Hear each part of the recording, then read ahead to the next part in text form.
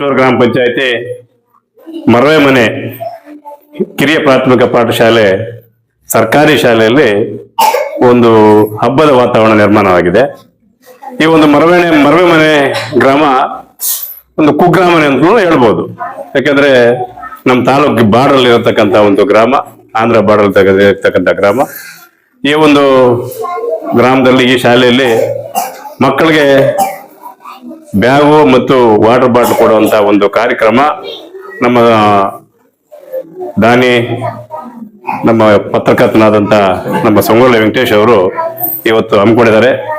ಈ ಒಂದು ಕಾರ್ಯಕ್ರಮಕ್ಕೆ ಇವನ ಮುಖಂಡರಾದಂತ ತ್ಯಾಗರಾಜ್ ಅವರು, ಮತ್ತೆ SDMC ಅಧ್ಯಕ್ಷರು, SDMC ಸದಸ್ಯರು, ಮತ್ತೆ ಶಿಕ್ಷಕರಾದಂತ ವಾಸಪ್ಪನವರು, ನಮ್ಮ ಮಿತ್ರರಾದಂತ ಕಾಶಿ ಅವರು, ಮತ್ತೆ ಮುಖ್ಯೋಪಾಧ್ಯಾಯ ಚನ್ನಪ್ಪನವರು, ನಮ್ಮ ಶಕುಂತಲಾ ಮೇಡಮ್ ಅವರು, ನಮ್ಮ ಪ್ರಭಾಕರ್ ಅವರು ಶಿಕ್ಷಕರು, ಮತ್ತೆ ಊರಿನ ಎಲ್ಲ ಪ್ರಮುಖರು, ಅಕ್ಕಂಗಿಯರು, ಮತ್ತೆ ಪತ್ರಿಕಾ ಮಿತ್ರರು, ಮಾಧ್ಯಮದವರು ಎಲ್ಲರೂ ಬಂದಿದ್ದಾರೆ. ಮಕ್ಕಳು ಎಲ್ರಿಗೂ ನಮಸ್ಕಾರ ಹೇಳ್ತಾ, ಈ ಒಂದು ಕಾರ್ಯಕ್ರಮಗಳು ಸುಮಾರು ಮುಳಬಾಗಿಲು ತಾಲೂಕಲ್ಲಿ ಅನೇಕ ಕಾರ್ಯಕ್ರಮಗಳು ಸರ್ಕಾರಿ ಶಾಲೆಗಳಿಗೆ ಅನೇಕ ಸಮಾಜ ಸೇವೆ ಮಾಡುವಂತ ಕಾರ್ಯಕ್ರಮಗಳು ನಡ್ಕೊಂಡು ಬರ್ತಾ ಇದೆ.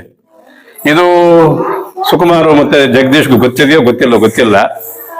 ಈ ಒಂದು ಮುಳಬಾಗಿಲು ತಾಲೂಕಲ್ಲಿ ಸಮಾಜ ಸೇವೆ, ಅದು ಎಸ್ಪೆಷಲಿ ಸರ್ಕಾರಿ ಶಾಲೆಗಳಿಗೆ ಸಮಾಜ ಸೇವೆ ಕೊಡೋ ಒಂದು ಪ್ಲಾನ್ ಮಾಡಿದ್ದೆ, ಕೊಡೋದು ಸ್ಟಾರ್ಟ್ ಮಾಡಿದ್ದೆ ನಮ್ಮ ನಾಯಕರಾದಂತ ಕೊತ್ತೂರು ಮಂಜುನಾಥ್ ಅವರು. ನಿಮ್ಗೆಲ್ಲ ಎಷ್ಟು ಮಾತ್ರ ಗೊತ್ತಿಲ್ಲ.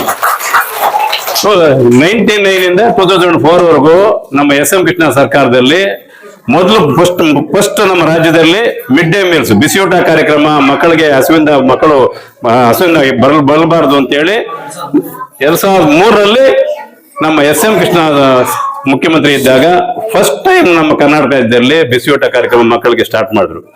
ಆವಾಗ ನಮ್ಮ ಕೊತ್ತೂರು ಮಂಜುನಾಥ್ ಅವರು ಆ ಒಂದು ಸ್ಟಾರ್ಟ್ ಮಾಡಿದ ಹತ್ತಿರದಲ್ಲಿ ಅವರು ಕುಟುಂಬ ಸಮೇತ ಬಾಯ್ಕೊಂಡಾಗ ಹೋಗಿ ಬರೋವಾಗ ಹೆಬ್ನಿಯಲ್ಲಿ ನಿಲ್ಸಿ ನೋಡ್ತಾರೆ. ಅವರು ಮಕ್ಕಳಿಗೆ ಬಿಸಿಯೂಟ ಕೊಡ್ತಾ ಇರ್ತಾರೆ, ಆದ್ರೆ ತಟ್ಟೆ ಗ್ಲಾಸ್ ಇರೋದಿಲ್ಲ ಆ ಟೈಮಲ್ಲಿ.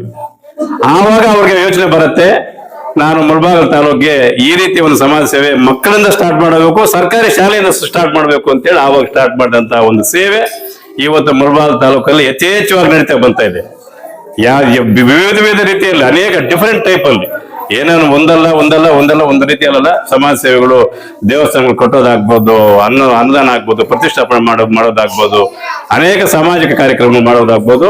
ನಮ್ಮ ಸಂಗೊಳ್ಳಿ ವೆಂಕಟೇಶ್ ಅವರಿಂದ ಹಿಡಿದು ಅನೇಕ ಮುಖಂಡರು, ಅನೇಕ ನಾಯಕರು, ಬೇರೆ ಬೇರೆ ಕಡೆಗಳಿಂದ ಬರ್ತಕ್ಕಂಥ ಇವರು ಎಲ್ಲಾನು ಸಮಾಜ ಸೇವೆ ಮಾಡ್ತಾ ಇದ್ದಾರೆ. ಅವ್ರಿಗೆಲ್ರಿಗೂ ಧನ್ಯವಾದ ಕೇಳಬೇಕಾಗತ್ತೆ.